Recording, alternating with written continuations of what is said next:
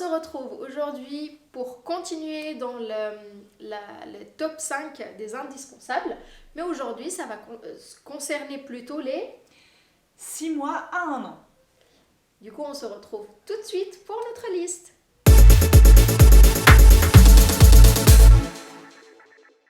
Ça va être les bavettes en tissu. Pourquoi ? Parce que à cet âge-là, les gencives travaillent un petit peu. Des dents ont sûrement déjà percé aussi à gauche à droite. Et donc, Pas chez tout le monde. Mais le thé il est spécial. Donc ça perce, ça fait mal et surtout les enfants bavent énormément. Donc ils sont mouillés mais en rien de temps. Donc voilà, pour protéger un petit peu leurs habits et pas devoir les changer toutes les demi-heures, une petite bavette ou un petit bandana autour du cou, ça aide beaucoup à économiser le nombre de changes dans la journée. Et à bien sécher leur torse, surtout si c'est en hiver, c'est parce que si c'est en hiver, franchement, ils sont mouillés, quasi mouillés tout le temps. Et du coup, c'est plus facile de tomber malade. Hein, il y en a partout. Alors, beaucoup de bavettes, mais prévoyez aussi des bodys. Hein.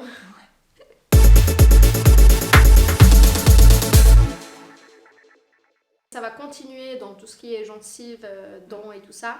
Ça serait tout ce qui est anneaux de dentition. Parce que certes ils bavent mais ils ont aussi très très mal, du coup ils ont besoin de quelque chose à mâchouiller. Il y a des anneaux de dentition qu'on met au frais, comme ça en fait c'est beaucoup plus rafraîchissant, ça aide et tout ça. Mais il y en a que ça aide un petit peu mais ça les aide pas beaucoup. Du coup certains parents, comme moi personnellement, j'ai été prendre des petits crèmes homéopathiques à base d'herbes pour calmer un petit peu la gencive et puis aider l'enfant à plus gérer ça, à que ça fasse moins mal. Et il y en a qui prennent des petites gélules. Enfin, de ma part, j'ai préféré T'as pris la crème ? Voilà, la petite Osa. Du coup, ça a été...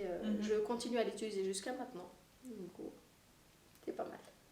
Ouais, c'est vrai que si on peut les soulager du mieux possible, parce que c'est pas forcément, non, même pas du tout. C'est pas agréable. Ouais, c'est pas agréable. Ni pour l'enfant, ni pour les parents.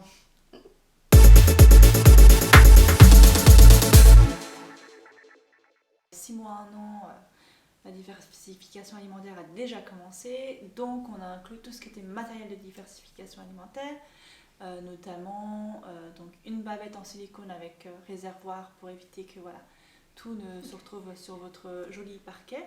On avait noté ça, on avait noté tout ce qui était pot réutilisable pour les purées ou les mixtures, pour mettre au congélateur. Si vous êtes prévoyant et que vous vous organisez à l'avance et que vous faites des petits stocks, c'est pas mal. C'est pas mal, oui. Des cuillères souples, voilà, tout ce qui est couvert souple. Soyons honnêtes, au début ça reste que des cuillères. Et puis, je crois que c'était tout. Pour tout ce qui était matériel, ça c'est le matériel nécessaire pour l'enfant.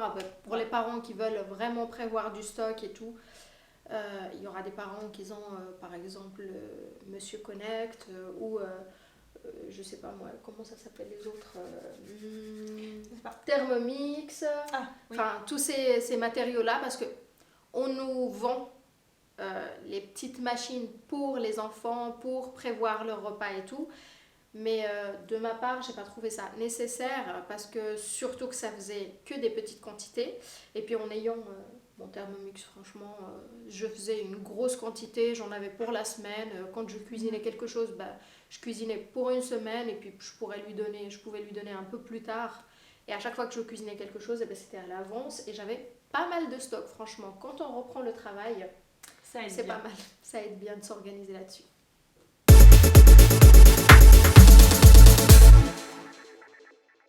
Et du coup, qui parle de diversification alimentaire dit chaise haute. Une bonne assise pour bébé, c'est pas mal pour pouvoir commencer à manger. Ouais. Donc après, n'importe quelle chaise haute fait l'affaire.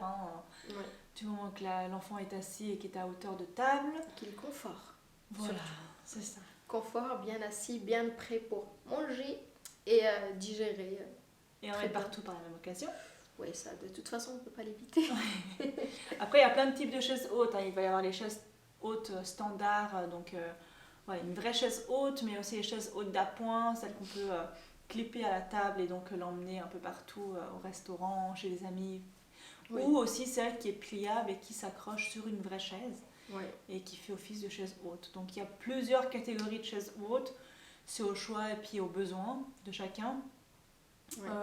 Et puis, elles font toute l'affaire.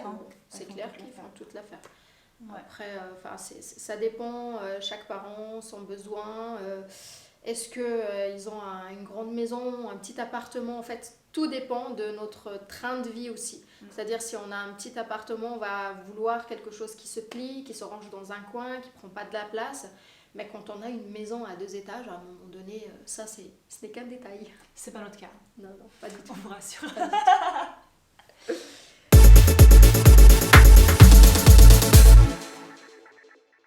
Tout ce qui concerne la sécurité, c'est-à-dire coin de table, fermeture pour armoire, pour prise électrique, pour tiroir, prise électrique, tout ce qui peut être très dangereux pour un enfant. Faut pas se le cacher, un enfant 6 mois, 1 an, ça bouge énormément, ça apprend à utiliser ses jambes, à bouger, à toucher les choses, à découvrir, et ils sont tellement dans la découverte que pas mal de temps ils peuvent quand même se mettre en danger. Du coup, pour éviter ce genre de choses et puis ne pas avoir au moins à s'inquiéter là-dessus, tout ce qui est bobo, les coins de table, pour l'électricité, même pour les grands c'est dangereux, alors pour les petits, essayons même pas d'imaginer, du coup, vaut mieux vraiment, ça c'est vraiment un indispensable chez tous les parents qui ont un enfant de 6 à 1 an, ou un enfant tout court, qui bouge. Qui bouge, quoi. C'est ça.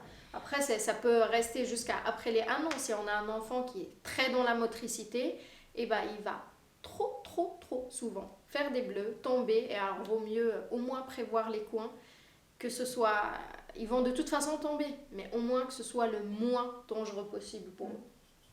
Et puis mine de rien, cette période arrive plus vite que prévu. On ne le croit.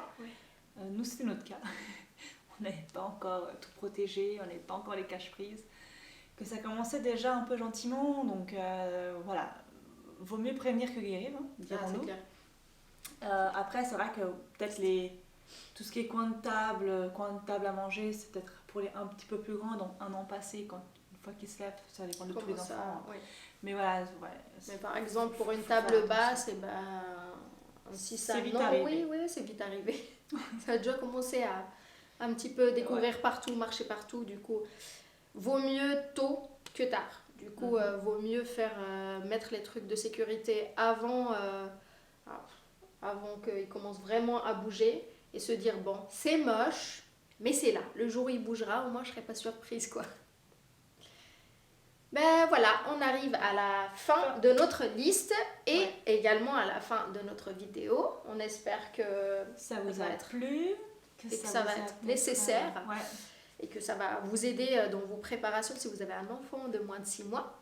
Et puis, on va vous dire à bientôt. Exact. À bientôt pour une autre vidéo, laquelle on ne sait pas encore. On va vous regarder ça. Voilà. Si vous avez toujours des idées, vous nous les transmettez avec plaisir. Commentaire, avec grand plaisir. Et puis on vous dit à tout bientôt. Merci. Ciao.